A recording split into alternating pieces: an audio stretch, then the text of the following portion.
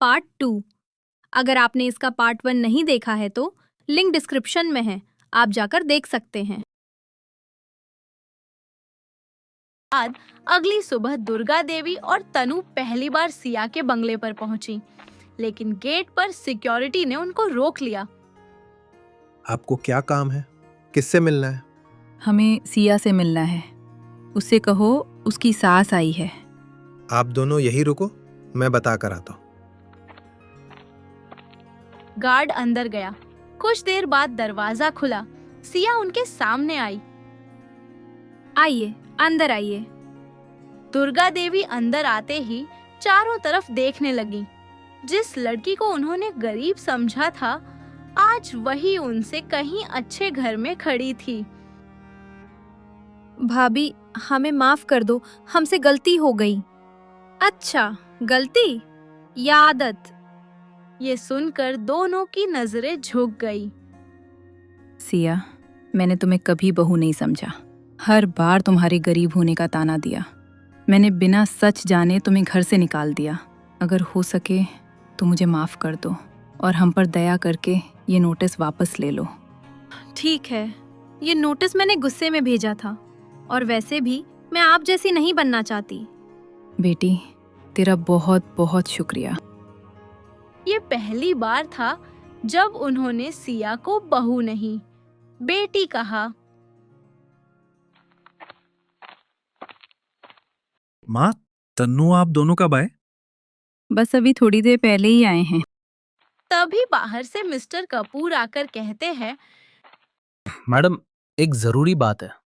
क्या हुआ? क्या बात है? जो मिस्टर मेहरा जी है, उनकी कंपनी पर बड़ा कर्ज है।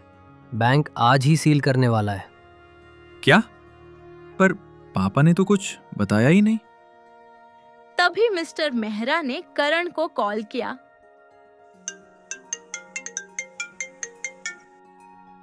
बेटा, सब खत्म हो गया, कंपनी बंद हो रही है।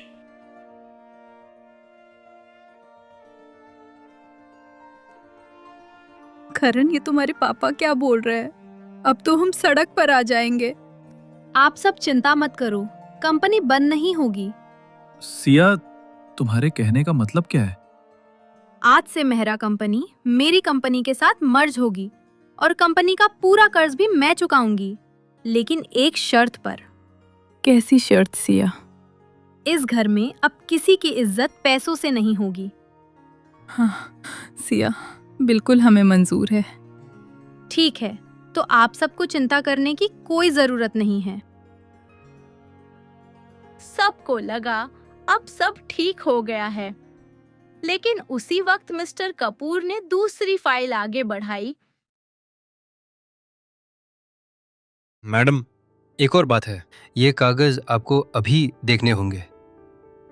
सिया ने फाइल खोली और उसमें डिटेल देखकर बिल्कुल घबरा गई। ये कैसे हो सकता है? सिया ने घबराकर जल्दी से फाइल बंद कर दी। सिया को घबराया देखकर करण ने तुरंत फाइल उसके हाथ से ले ली। क्या हुआ सिया? शायद इस परिवार से जुड़ा सबसे बड़ा सच सामने आना अभी बाकी है। आखिर इसमें ऐसा क्या है? करण ने जैसे ही कागज पढ़े, उसके पैरों तले जमीन खिसक गई। ये सच नहीं हो सकता। अरे कोई तो बताएगा इसमें क्या लिखा है। ये पुराने अस्पताल के रिकॉर्ड हैं और इनमें लिखा है कि 25 साल पहले अस्पताल में 2 बच्चों की अदला बदली हो गई थी, जिसमें से एक करण जी है। भाभी, इसका मतलब क्या हुआ? मतलब कि करण जी मेहरा परिवार के बेटे नहीं हैं। नहीं, ऐसा नहीं हो सकता। ये झूठ है। करण मेरा ही बेटा है। रिकॉर्ड असली है। उस समय अस्पताल ने गलती छुपा दी थी। अब केस खुलने पर ये दस्तावेज सामने आए हैं। अगर मैं इस घर का बेटा नहीं हूँ, तो फिर मैं कौन हूँ? दुर्गा देवी अचानक रोते हुए करण के पास आई। मुझे नहीं पता तू किसका बेटा है, लेकिन तू ही मेरा बेटा है। मैंने तुझे पाला है, तुझे प्यार किया है। मेरे लिए तो ही मेरा बेटा है। तनु भी रोने लगी। भैया, आप कहीं नहीं जाओगे। पूरा भावुक माहौल बन गया। सिया पूरी फाइल की डिटेल्स चेक कर रही थी। तभी उसे उसमें दूसरे बच्चे का नाम और पता लिखा दिखाई दिया। करण जी, इसमें दूसरे बच्चे की डिटेल्स भी है। उस दूसरे बच्चे का नाम अर्जुन है। करण फाइल लेकर डिटेल्स पढ़ने लगा। अर्जुन? ये नाम तो, और इसमें जो एड्रेस लिखा हुआ है ये तो उसका एड्रेस है, और नाम भी। किसका करण? किसका एड्रेस है? इसमें उस दूसरे बच्चे का जो नाम और एड्रेस है वो डिटेल्स हमारे घर के ड्राइवर अर्जुन का है। सबके होश उड़ गए। जिसे सालों से नौकर समझा गया, वही इस घर का असली बेटा है। ठीक है, जब सच सामने आ गया है तो अर्जुन को भी ये बात बता देनी चाहिए। करण ने अर्जुन को कॉल करके वहां आने को बोल दिया।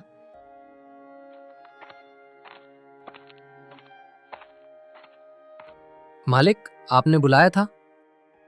जैसे ही अर्जुन वहां आया, सब उसे देखने लगे। क्या हुआ? सब ऐसे क्यों देख रहे हैं? अर्जुन को देखकर दुर्गा देवी की आंखों से आंसू बहने लगे। बेटा, ये सुनकर अर्जुन हैरान रह गया। मालकिन, आपने मुझे बेटा क्यों कहा? क्योंकि सच यही है, तुम ही तो इस घर के असली बेटे हो। ये आप सब किस तरह का मजाक कर रहे हैं? मुझसे क्या कोई गलती हो गई है? अरे नहीं, तुमसे कोई गलती नहीं हुई है, और ना ही हम सब मजाक कर रहे हैं। देखो, पूरी बात यह है कि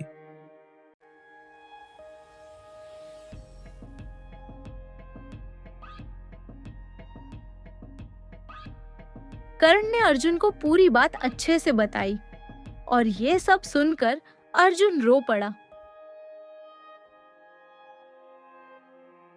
अगर आज मुझे सच मिला है तो मैं भी एक सच बताना चाहता हूँ। सब हैरान रह गए। आखिर अर्जुन कौन सा सच बताने वाला था?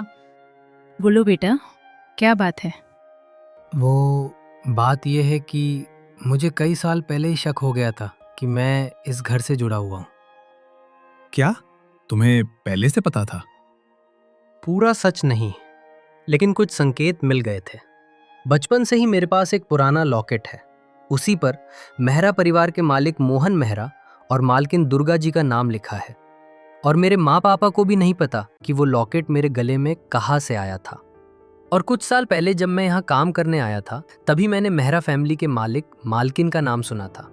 तो मैं बिल्कुल हैरान रह गया था कि यही नाम तो उस लॉकेट में है, और तब से मैं इस बात का जवाब ढूंढ रहा था, पर मुझे उस बारे में कुछ पता ही नहीं चला।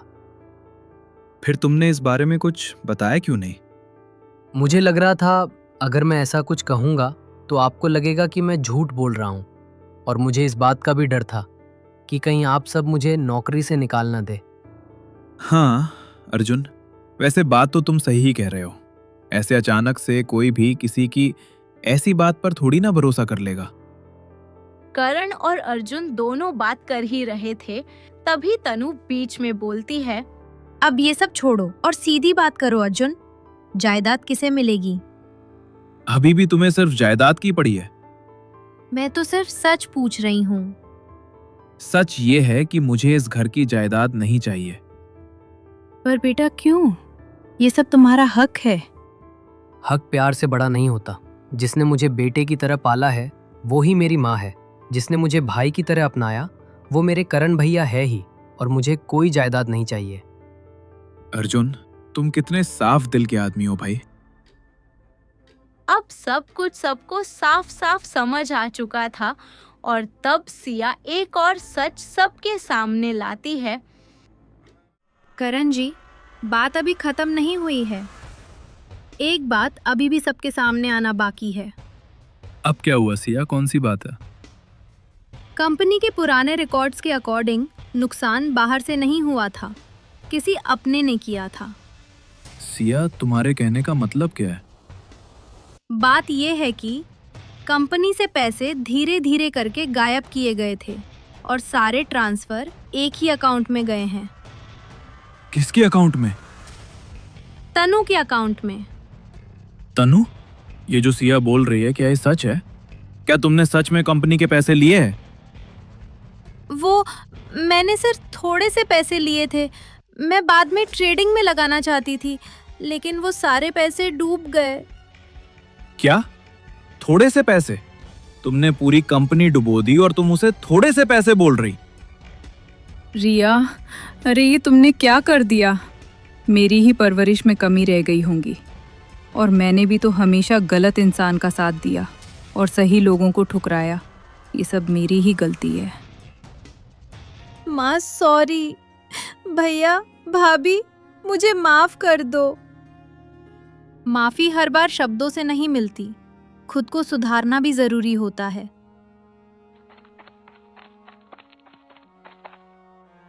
तभी बाहर से बैंक अधिकारी आ गए। मैडम, बैंक अधिकारी आए हैं। अगर आज भुगतान नहीं हुआ तो कंपनी सील होगी। भुगतान हो जाएगा, आप बस 1 मिनट रुकिए।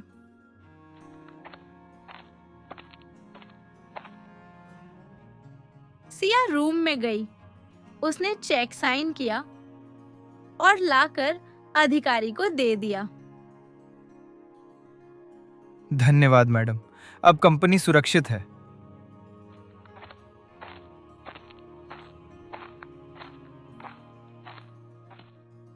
बेटी, आज तुमने सब कुछ बचा लिया। जी, कंपनी तो बच गई है, अब देखना है परिवार बचता है या नहीं। बेटी, अब और कौन सा फैसला बाकी है?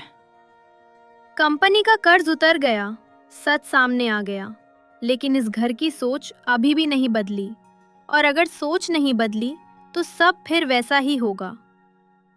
तुम सही कह रही हो। मैंने हमेशा पैसे देखकर लोगों की कीमत लगाई है, पर आज समझ आया इंसानियत ही सबसे बड़ी दौलत है। भाभी, मैंने आपको बहुत रुलाया है, हर बार नीचा दिखाया। अगर सजा देनी है तो दे दो, पर एक मौका भी दे दो।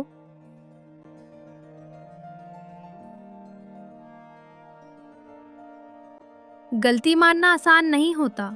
अगर तुम सच में बदलना चाहती हो तो मैं मौका दूंगी। थैंक यू भाभी, thank you so much. Siya, अब घर वापस चलो। मेहरा परिवार तुम्हारे बिना अधूरा है। मैं वापस आऊंगी, लेकिन तभी जब बहू को बहू समझा जाएगा, ना कि कोई नौकरानी।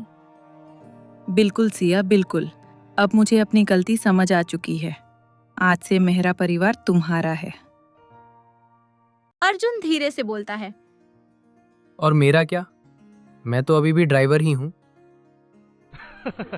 ये सुनकर सब हंस पड़े।